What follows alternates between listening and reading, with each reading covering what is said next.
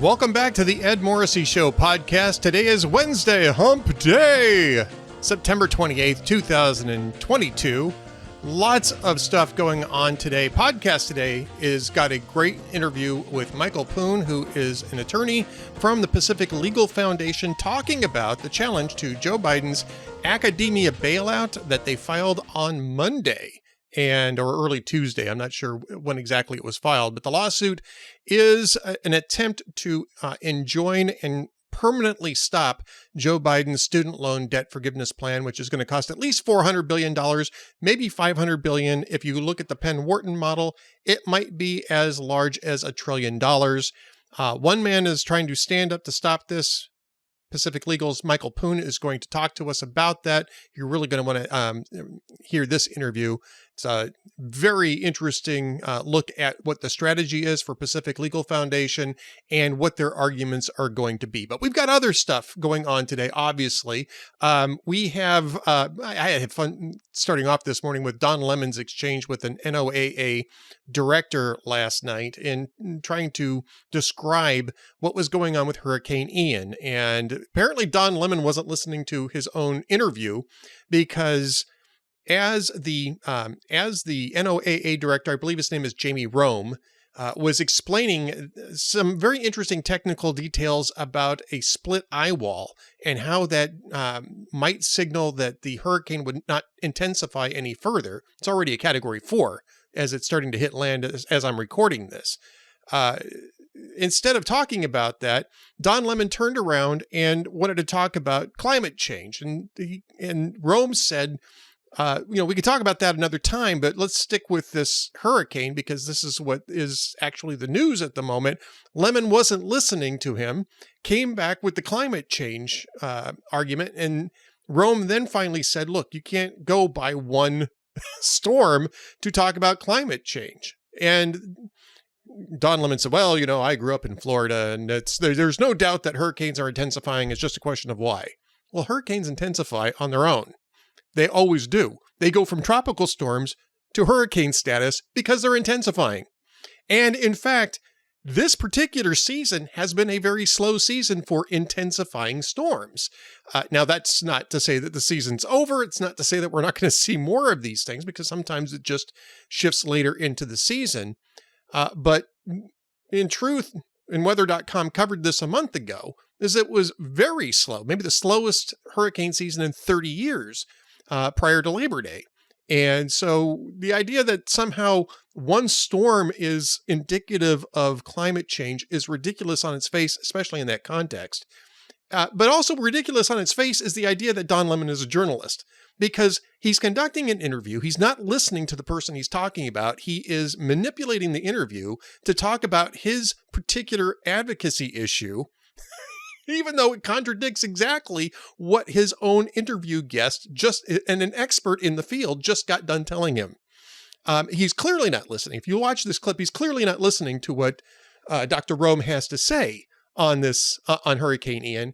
Plus, the issue here is the hurricane itself and its impact on Florida, which is going to be tremendous. And it's true of every hurricane that's hit Florida at this level, which we have a very long history of, all the way back through all of the recorded weather events.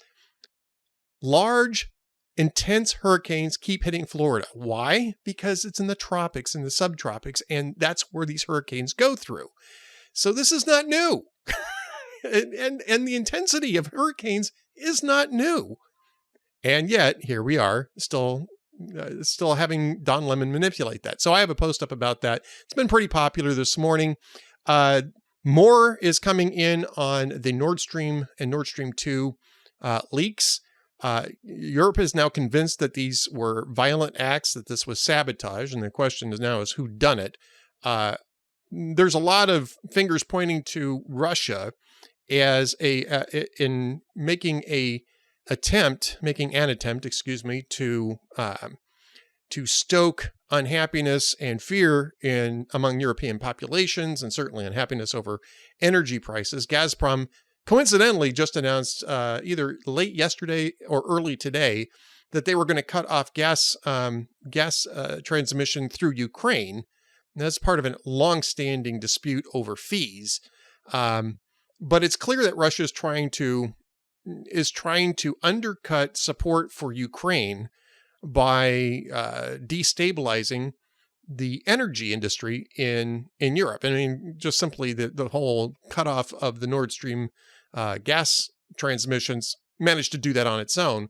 But conducting sabotage in the Baltic Sea is an escalation of this, if in fact Russia was the one who did this. Now, there's speculation going around that the United States did it, which is absurd.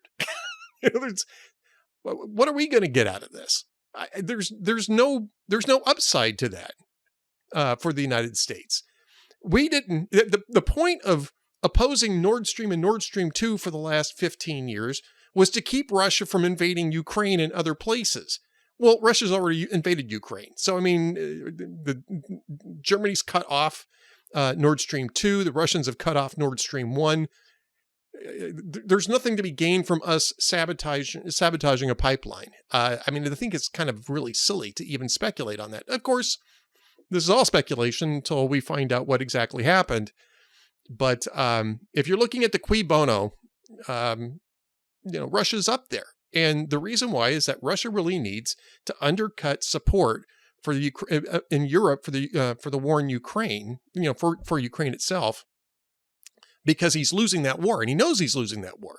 He's about to throw 300,000 troops, untrained, for the most part, unequipped, onto the front lines, hoping that quantity will be a quality all of its own.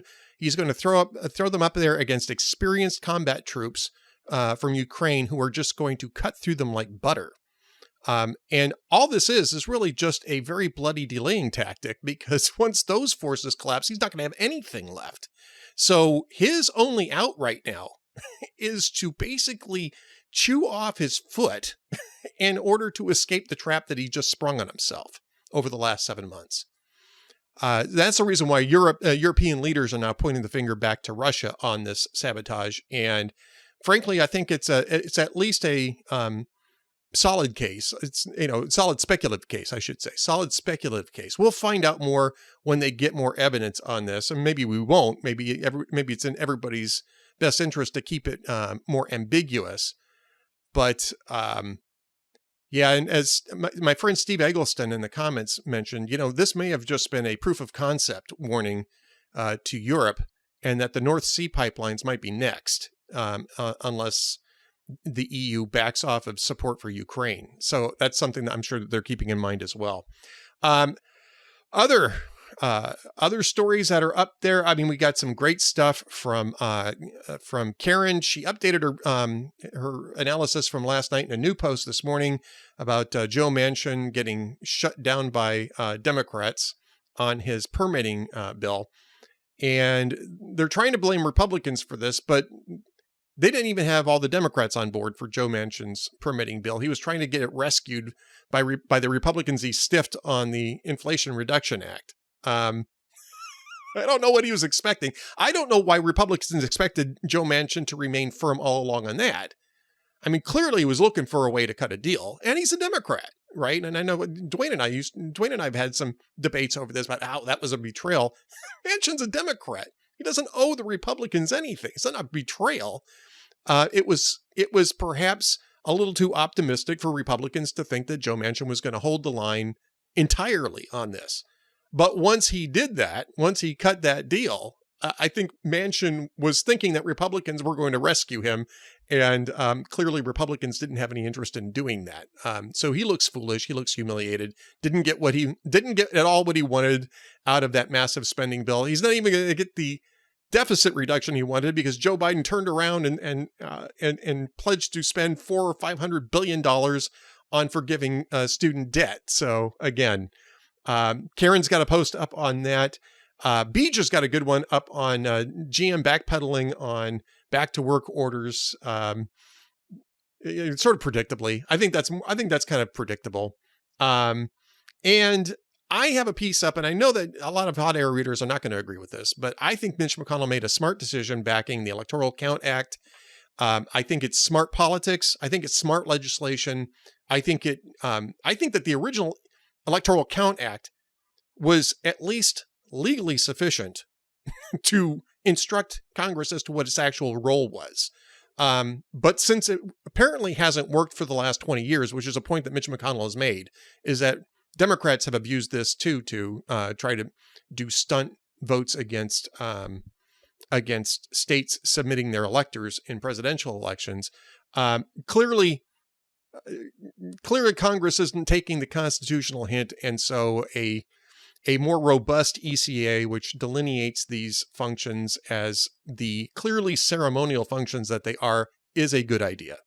It just simply will head off this kind of nonsense that we've seen for the last 20 years in regards to presidential elections that, the outcomes of which people, certain people in Congress don't like. It started with Barbara Boxer. I take it back. It didn't even start with Barbara Boxer because I think Boxer's was in the 2004 election. I forget who it was that raised the objection in 2000 for the 2000 election. Might have been Boxer that time as well. But I mean, it's sheer idiocy. Congress's role in presidential elections is to count the Electoral College ballots, and that's it. Even under the existing ECA, the only judgment that Congress can make is when the states officially submit two different slates of electors, and then Congress does have to vote as to which slate of electors they're going to accept. Other than that, Congress has no role in overriding the sovereign states' certified election results. The states elect the president. Congress does not elect the president. It is strict. The Electoral College count is strictly a ceremonial process by which the election is concluded. So the new ECA makes that much more clear. McConnell's right in backing it. I think it's a smart move. Speaking of constitutional challenges, you're going to enjoy this interview that I did with Michael Poon. We talk about the larger constitutional issues here, but Michael Poon argues that they've got a good case on the merits as well as a good case on standing with Frank Garrison versus the Department of Education. And I think they do as well. I think that a federal judge is going to look at this and say, this is exactly the case that we're looking for to shut down this unconstitutional abrogation of Congress's sole authority to appropriate funds, which is not actually an explicit issue in this lawsuit, but certainly is going to come up, especially in some amicus briefs that end up being in the record, if not at the trial court level, certainly at the appellate court level. So stay tuned for Michael Poon from Pacific Legal Foundation, pacificlegal.org. Fascinating conversation. I know you're really going to enjoy it. And then stay tuned for a brief message on how you can help support our efforts here by joining our VIP and VIP Gold member programs. And by the way, VIP Gold means you get a chance to sit in on the weekly chats that we've had today with Cam Edwards and myself and our VIP Gold members. So be sure to pay attention to that last little advertisement at the end. Thanks for listening. We'll see you tomorrow.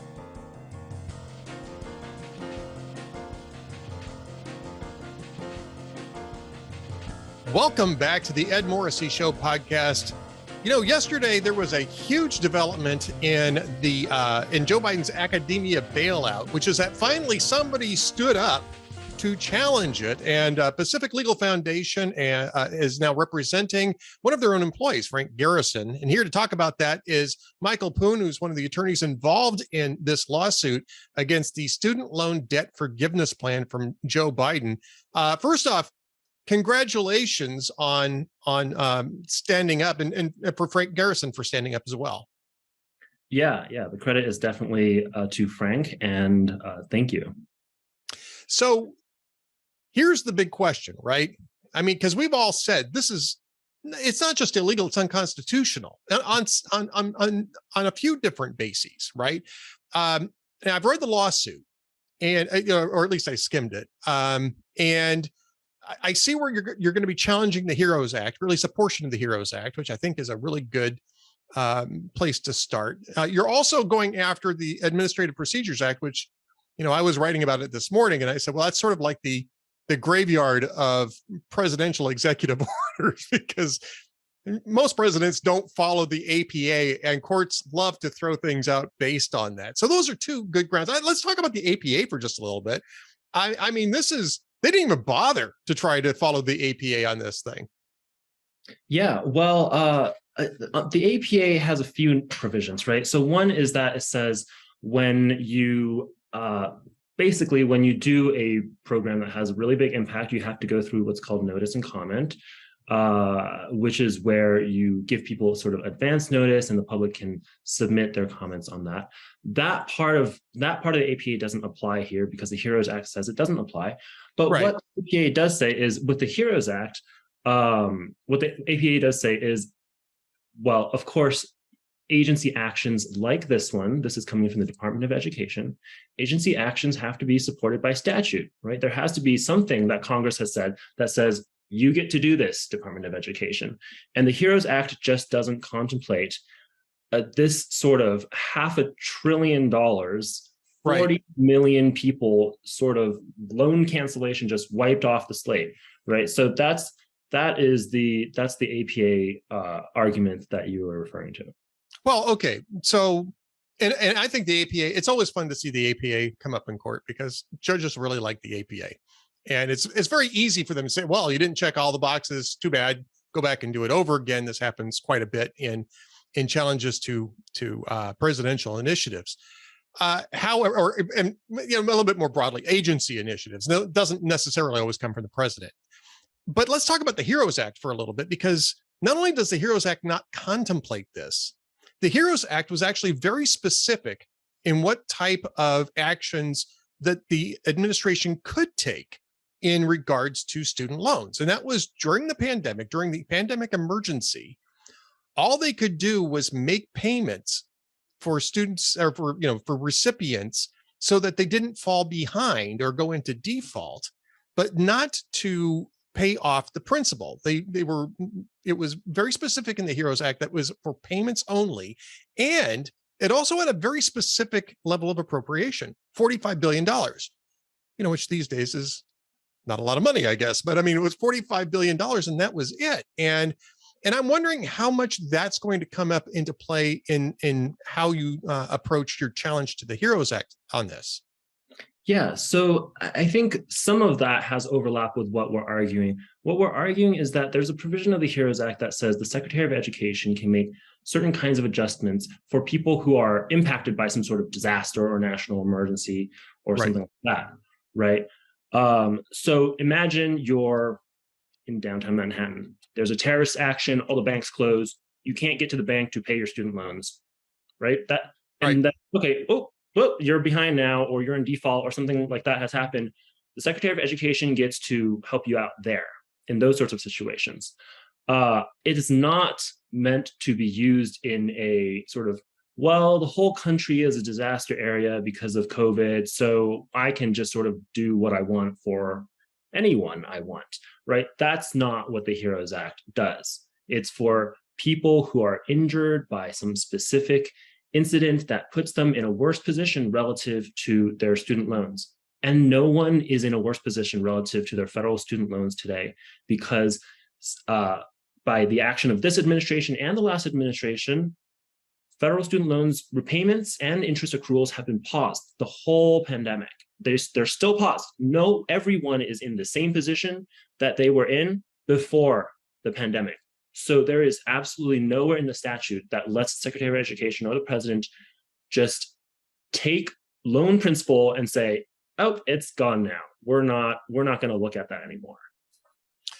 So, Michael, I mean, that's part of this, right? And I mean, I saw that you're going after some specific statutes. In fact, you're asking for declaratory judgment against some specific portions of that statute in the HEROES Act to strike them down, that illegally allocate statutory authority, I guess we can say, to the executive branch. Now, this is tricky too, right? Because in a sense, that's what agency law does anyway, right? I mean, agency law, broadly speaking, is a concession by both the legislative and executive branches of certain authorities to agencies which report to the executive but are answerable to Congress as well.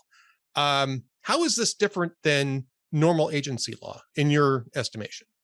Sure. And there are a lot of problems with normal agency law. Oh, I agree with you. I'm on your side there. Yeah, but let's put aside those problems, right? How things usually go is that Congress says, here's go make this program, right? Here are some guidelines. Here is sort of what we want the program to look like. Executive agency, go and make the program. What we have here is very different because the portion of the HEROES Act that we're attacking, that we're saying is unconstitutional, what it says is, in certain circumstances, like where someone is injured by some sort of disaster or whatever, the Secretary of Education can suspend statutes as seems fit. So it's saying you get to ignore what Congress has said. And not only that, you get to replace what Congress has said with your own terms and conditions. So that is just statutory amendment, right? That is just lawmaking. Right. That is what Congress is supposed to do in our constitutional system, not the executive. Congress makes the laws, the executive enforces the laws. We know that, right? So right. It doesn't matter that Congress says, oh, you can only do this when you need to like help this group of people. You don't get to tell an executive agency, go out and like just change what we said and just, make it better. That's completely unconstitutional. Right. And I think that's a really good distinction to make when we're talking about this, excuse me, because I think people just assume that agencies kind of do that anyway, but that's not the case. And in fact, if we were paying attention to, like, for instance, the eviction moratoria cases at the Supreme Court, the mask mandate case in Florida, which a friend of mine was the lead attorney on, Brent Hathaway, the courts have been very clear is that you have to have statutory authority. You have to work within your statutory authority. So Congress grants you statutory authority and you have to work within that. But agencies don't have the authority to actually replace statutes rather than just regulate within whatever boundaries Congress creates for that agency. And that's exactly what the CDC did with its with its transit mask mandates. It's what they did with the eviction moratoria too. And the courts have been pretty tough on that. Yeah, that's right. I think so. Those cases about whether the statute even allows the agencies to do this. This is about, okay, the statute says, yeah, you can ignore other statutes, but that's a problem with Congress is not allowed to say you can ignore statute. That's something that the Constitution imposes. And I think you raise a really good point, though, with these other cases that we've been talking about that have been coming up in the courts. I think there's a real problem in the country where we've all gotten used to the idea of the president or some agency just saying, we're going to do this now. There's going to be this huge new program. We're just going to do it, right? Whether it is with minimum wage mandates or a vaccine mandate or eviction moratorium, or this wiping out $500 billion in debt that is due to the American government. I think we're all getting a little used to it. And I think that's very dangerous because there's a reason that the framers put the lawmaking power in Congress, the most accountable branch, separate from the executive authority. And I think we all need to hold on to that. Well, I agree with you, Michael. And I mean, we've been discussing that actually quite a bit at Hot Air in a number of different ways, but including in this one. And one of the biggest constitutional issues that I see with this, I mean, you're actually you've got some great detail on this, and including some areas I hadn't actually considered when we were first looking at this. But one of the core constitutional principles is that checks and balances between the three different branches of federal government. And the most profound of those checks and balances is the power of the purse. Congress controls the money. The executive branch can only spend what Congress appropriates. And to me, when I'm looking at this, the very first thing that I see in this, and I'm not sure if this is actually part of the lawsuit, it probably is, and I may have missed it, is that Joe Biden is just appropriating money on his own. I mean, this isn't the same thing as Donald Trump's border wall financing, which he was shifting around from other appropriations, which in itself had, I think was pretty constitutionally suspect. Even if I kind of like the policy, I still think it was constitutionally suspect. But this is Joe Biden just simply appropriating $400 billion, $500 billion. Penn Wharton says it's more like $1 trillion out of thin air without any congressional authorization whatsoever, not even really notifying Congress of this. He's just creating money. And that, to me, is a much more profound constitutional insult, because it basically untethers the presidency and creates it as an imperial force. Right. I think you've got it on the hit the nail on the head. It's whenever you have the president taking on Congress's powers, and you're right, the power of the purse is probably one of the most powerful things that Congress has in its toolkit, because maybe the president, it just goes off and does some program, but it's Congress who gets to say, are we going to fund that program? And so here there is obviously a huge expenditure.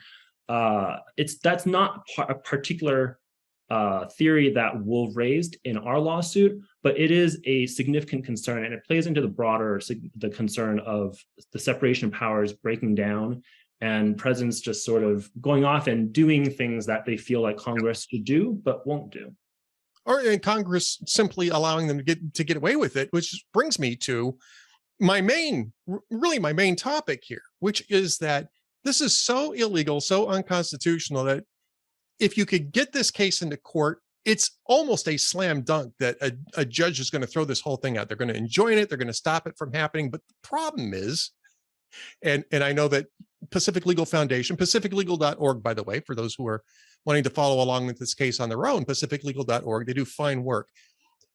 But this is one of the issues, right? Is that how do you get it into court? Because in order to sue over a policy, you have to have a party that is suffering real damages in an irrevocable manner, and especially if you want an injunction, it's got to be something that is imminent. And the party that is most harmed in this, Michael, is Congress itself. And perhaps in an earlier time in America, where we actually taught civics, where people understood what the separation of powers actually was, and when Congress actually did its job, it wouldn't matter which party controlled Congress. They would step in immediately and sue a president who tried to pull something like this, because they'd be looking to protect their own authority and jurisdiction. Unfortunately, in this instance, though, you've got the party controlling Congress basically cheering on Joe Biden as he is stepping all over their constitutional authority. And that makes it difficult to find a party that could get standing in federal court. Maybe you can tell us a little bit about standing and what the challenges were there. Yeah, absolutely. So standing, I think you've mentioned it already. Standing basically just means that in order to get into federal court, you have to have a real injury that the person you're suing is inflicting on you. You can't just go to court and say, well, I sort of think this thing that the government is doing is unconstitutional or illegal in some way. Can you please fix it? You have to be someone who's actually harmed. And so there has been a lot of talk about, well, who's harmed, right? Who has standing to get into federal court to challenge this if Congress isn't going to do it? And my client is one of, I think, about 1 million people who will be harmed by this loan cancellation, aside from the fact that we'll all be harmed by this. Right, yeah, exactly, right, yeah. The courts don't generally take taxpayer damage into consideration. I mean, we should just stipulate that up front. The long-standing tradition is that judges don't allow taxpayers to say, well, they're spending my money, so I'm harmed by this. And judges like, no, we don't do that. Right. So, So there's that problem with, okay, you don't have standing to challenge the government when they're spending your money, but if the government is inflicting a tax injury on you, that does suffice for standing. And that's what's happening here. Frank, our plaintiff, is in one of 6 states that are set to tax this loan cancellation. That this isn't a special tax that these 6 states are placing on this particular loan cancellation. They just treat a category of loan cancellations as income because, well, it's just coming off your debt, so it's income. Not all the states, just these 6 states, and so when this loan cancellation goes into effect, these people will see they'll see their tax bill increase in April, and depending on the tax rates, it could be a significant sum. For Frank, it's over $1,000, and that's the injury that we're talking about here. And there's a little bit more nuance that's happening around the standing issue, and I can get into that. But that's the basic injury that we're talking about. Well, I don't think we need to get too far into the nuance of this. I mean, I think what what the issue is do you have enough standing for a federal judge to allow the complaint to proceed? And I think you're covering that. And in fact, I think I'm not sure if Pacific Legal is actively seeking this, but I would imagine that this is the type of thing that could develop pretty quickly into a class action type of lawsuit, because there, as you say, there's probably about 1 million people who fall into this category, who are in one of 6 states that tax debt forgiveness, and that are probably in some sort of pre-existing debt forgiveness program already. Frank Garrison is, and it's called the PSLF, and I can't recall what that means. Yeah, it's a public service loan forgiveness program. Thank you. So that's a congressionally created program that says if you work in public service for 10 years, we'll forgive your loans. So that's something that has been set up beforehand. It's got strict criteria, and it's about working in public service and being rewarded at the end of that with your loans being forgiven. And so that's quite different, I think, from the Biden administration's loan cancellation program, where it doesn't matter if you're working in private practice or what have you, we're just going to wipe out for 40 million people. Well, I mean, just on a simple basis that Congress actually passed the PSLF. I mean, that was passed by Congress. It's a statute, and it's a rational approach to it. You want to encourage public service, so it incentivizes public service. And there's a whole other level to this too, which is that Frank Garrison, if he had known that they were going to just willy-nilly toss money at him, and he could have made other choices and made perhaps a better salary rather than going into public service. Now, I don't think you can create standing out of that, but there's certainly a moral argument there that this undermines the PSLF entirely. And in fact, it sort of makes a mockery of the people who relied on it. Absolutely. I think that goes across a lot of issues, and people who pursued professions where they weren't eligible for federal student loans, right? Or who didn't take out student loans. I mean, we've heard all of this before. It's just, the real problem is whenever you're taking money from one group of people and giving it to another group of people, that's really, really problematic to begin with.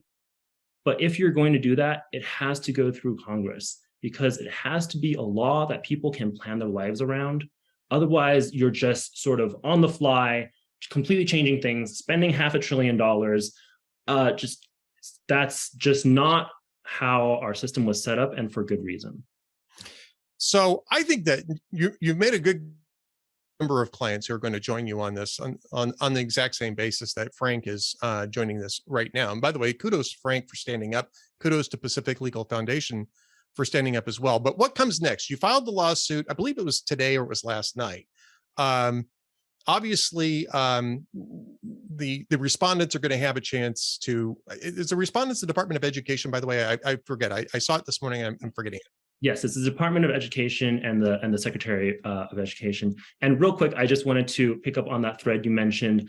We are inviting people who are in one of these 6 states: Wisconsin, Minnesota, Missouri, North Carolina, Indiana, and Arkansas, who would be affected by these tax burdens and who are in a public service loan forgiveness program, for example, to join the suit. So get in touch with us, and we'll see how it all works out. Sorry, back to you, Ed. No. I mean, it's great, and we should make sure we mention that one more time too. PacificLegal.org if you are similarly situated to Frank Garrison in one of those 6 states where your loan forgiveness is going to be taxed, especially if you're in the PSLF or some other program similar to that, get in contact with pacificlegal.org and Michael Poon and the other folks that are working on this, because again, you get an opportunity here to really push back against something that is incredibly unconstitutional and just simply bad policy. So with that, you filed the lawsuit. Obviously, the Department of Education is going to have a chance to respond to it. You've asked for an injunction against this. Here's the big question on that. Can you get it fast enough to stop the money from going out? Because that's really the issue here, right? Is that the money, once the money is spent, the damage is done, and you may not be able to get it reversed. And so the trick here is to get this thing in front of a judge and get an injunction as fast as possible to freeze the status quo so that you can adjudicate this fully. Yeah, absolutely. That is definitely a concern for the lawsuit. So we have filed a motion for a temporary restraining order, which would be an injunction to stop the program from entering into force. And that wouldn't require that the government file its response first. So that is currently in front of the court, and the court can act on it at any time. So it has the opportunity to stop this illegal program before it goes into effect. When does it go into effect, by the way?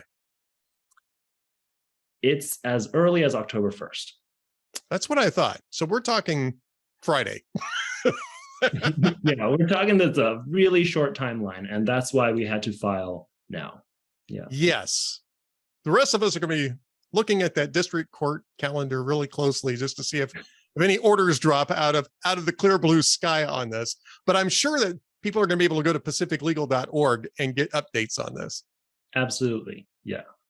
All right. So any other, is there any particular way that potential plaintiffs can sign on to this lawsuit, or just go to pacificlegal.org? Do you have a specific email address or a webpage for that?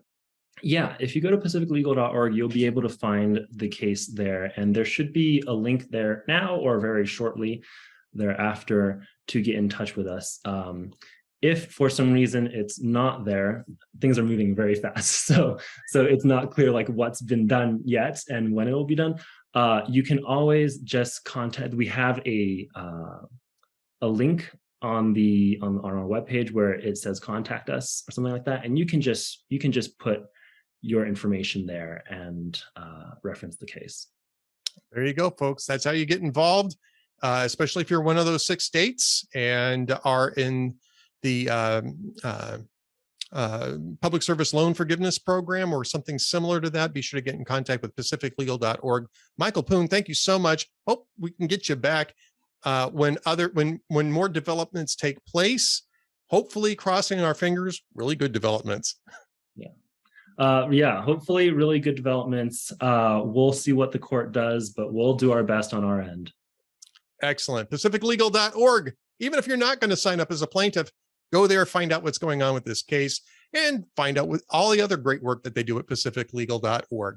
Michael, thank you so much for being with us. Thanks, Ed. Stand by for just a little bit more from the Ed Morrissey Show coming up next.